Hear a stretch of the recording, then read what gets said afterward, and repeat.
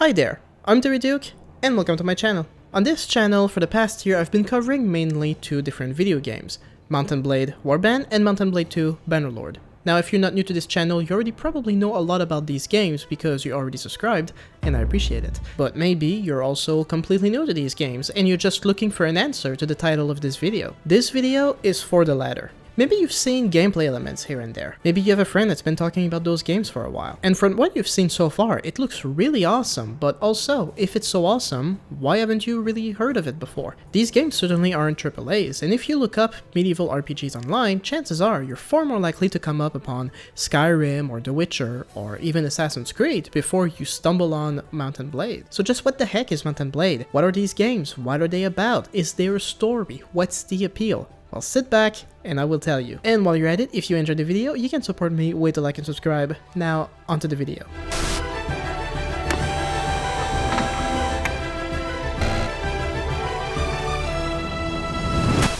If I had to sum up Mount & Blade as best I could, I would say it's its own subgenre of gaming.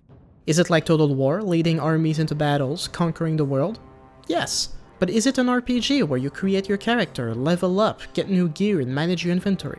Also yes. Mixing the two genres together, that's what Mount & Blade is all about. Starting a new game, you will be creating a character as you've had before in plenty of other RPGs. You'll be going on quests, getting money, leveling up, improving your skills, getting new gear. But then you're introduced to the warband mechanic. You learn that you can go from village to village in the open world and recruit troops, and suddenly whenever you find yourself in a battle, you're not fighting alone. And while these recruits can die permanently, you can always recruit more, and if they happen to survive the battles, then much like you, they will level up, and by leveling up, they increase their skills as well as their gear. And so you keep recruiting more and more troops, and all of a sudden you realize you can fight much bigger bandit groups. And as you keep having more and more battles, these battles will gradually get bigger and more epic. And where do we even go from there? Maybe you become a mercenary for one of the main kingdoms in the world of Mount & Blade, and you get into even bigger battles by joining sides with other lords. But as these battles get bigger, they also get more dangerous, meaning now you have to use proper tactics instead of just randomly charging. So you'll be deploying your infantry in formation, you'll be charging with your cavalry. Suddenly, the scope of those games have become so much bigger than the simple RPG, and unlike Total War, you're fighting side by side with your soldiers instead of just being a commander hanging in the back supervising. But the game still doesn't end there. Where do you go from there? You could become a lord yourself, or you could become your own king, carve out your own empire. But for that you will need to lay siege to castles, which is as epic as you would expect for a game like that. You will have to build siege towers, you'll have to build catapults, you will have to make your way through fighting with your men on the walls. And this is what Mount & Blade is, and why so many people are addicted to those games. This is not like your regular RPG. You don't just unlock new items and level up. You can also create your own empire from scratch, and you will be leading your armies into battle. You are fighting side by side with your soldiers. The immersion that these games offer is unlike anything I've ever seen in any games before. You could look at games like For Honor, Mardo, and Holdfast Stations at War, and while these games offer a pretty interesting experience, virtually all of these games achieve something that the Mount & Blade games achieved first. But unlike those games being largely multiplayer, the Mount & Blade games both have multiplayer but also single player, which does offer so much more than any of the previously mentioned games. And that's before you get into kingdom management. Much like Total War, you can do diplomacy, which means declaring war and making peace, making alliances through marriage, building new projects for your towns and other settlements. So far, if anything I've said really resonates with you, then you will definitely love those games. But I already see where you're going with this. Okay, so those are the elements of the gameplay, but like, what even is Mount & Blade? Is it in the real world? Is it fantasy? In what world is this taking place? Well, this is a part where Mount & Blade is probably going to lose a few people, because while it really excelled at gameplay, story is almost non-existent in the Mount & Blade games. Well, right off the bat, what I can say is that for anyone who enjoys fantasy settings, this is not going to be one of them. Mount & Blade games are pretty realistic in nature. There's no magic, there's no non-human species, there's no spells. The only fantasy element to the Mount & Blade games is the world itself, which is called Calradia. Now, Calradia is a massive continent that has mountains, snow, forests, and even deserts. And in this continent, throughout Warband and Bannerlord, you have factions competing against each other for supremacy. But outside of that, the story isn't really all that fleshed out. Primarily, you can look at the styles and cultures of these different factions and make clear parallels between these games and medieval Europe. But compared to more popular fantasy RPG games, the lore just really isn't all that fleshed out besides that.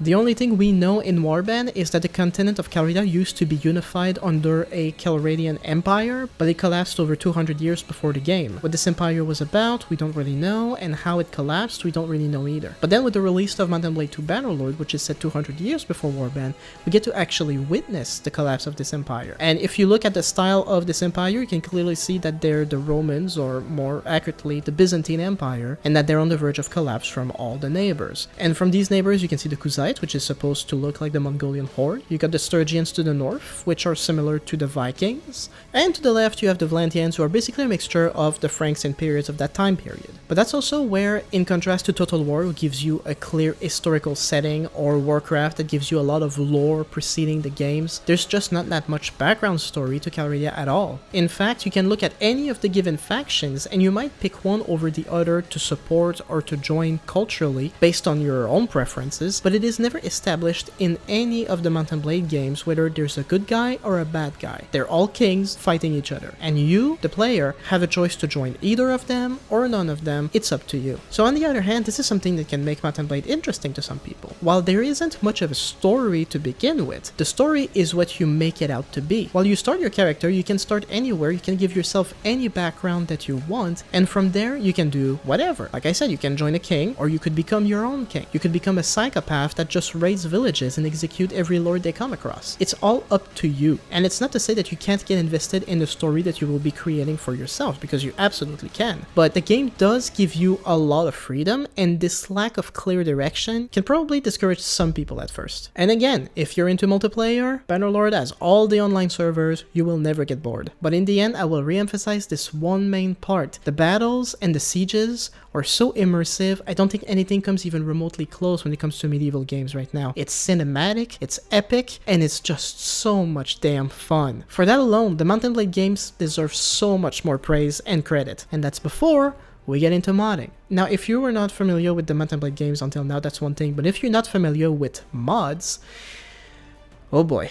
Now, in case you don't know, mod is the short word for modification, which is when the community, players, not the developers, open the game files and make a few tweaks to change the game. This can range from a few quality of life improvements to changing some things about the game to really just make it real funny, like they'll add all kinds of stupid crap. Now, there are games in the gaming community that are made by the developers with modding in mind. This includes predominantly Skyrim, or the Elder Scrolls really, and all of the Fallout games. But despite having a fraction of the community, Mount & Blade has one of the biggest modding communities in the industry. And there's just something about mods in Mount & Blade that is pretty different. Unlike most mods in virtually every game where each mod aims to improve a small aspect of the game, we have mods in Mount & Blade that we call total conversions. And total conversions don't aim to simply change a little thing or there. They change everything. From the world, to the music, to the characters, to the armors, to the mechanics, to everything. So what I want you to do is take everything I've described about the game so far and just transfer it into any possible setting that you can imagine. Imagine playing this game in Westeros, the world of Game of Thrones. You can actually do it.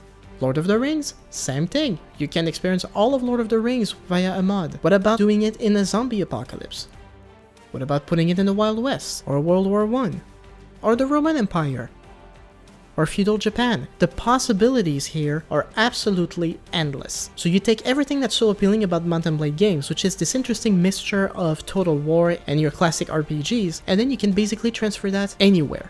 For console players though, I should have said it earlier, mods are not available on console. I'm so sorry, I should have told you earlier. The main reason for that is because, well, mods are made by the community on their computers, and the requirements to port mods to consoles is quite difficult beyond the modders' reach and possibly also their ambitions. I'm really sorry, I should have said that earlier, I hope you didn't get too excited. The games are still good even without the mods, but for PC, there is so much more to discover here. Now, as it stands right now, Bannerlord is definitely the most recent of the two main games here. It was released officially 12 years after Warband, and the graphics and everything about it is just so much better and so much more immersive in every way. But the main problem is mods can take a very long time to make, and so for Bannerlord right now, the mods are still largely in their infancy, though it's getting better every day. But when it comes to mods, you can absolutely go back to Warband though. Warband is much cheaper, is much more stable and easier to run on on lower-end machines, but also it had 12 years worth right now of mods, meaning you could play dozens of mods before you ever get tired of it. So to conclude, I would say the Mount & Blade games are really solid and they deserve way more credit and popularity. If you're interested in getting the games, well, there's 3 main releases I want to talk about. There's the first Mount & Blade, which I want to say right off the bat, you can ignore completely. This game is old, it did not age well, and there's just not much to it. The 2010 release of Warband is where all the mods are, so if you want to try mods, if you want to get introduced to the world of Mount & Blade, there's no better place to start. The more recent one, Bannerlord, is definitely the most gorgeous of the 3, it's the most recent, and you will probably get the most out of your hardware. But again, the mods are still in their infancy, so for now there's just not much appeal on that side.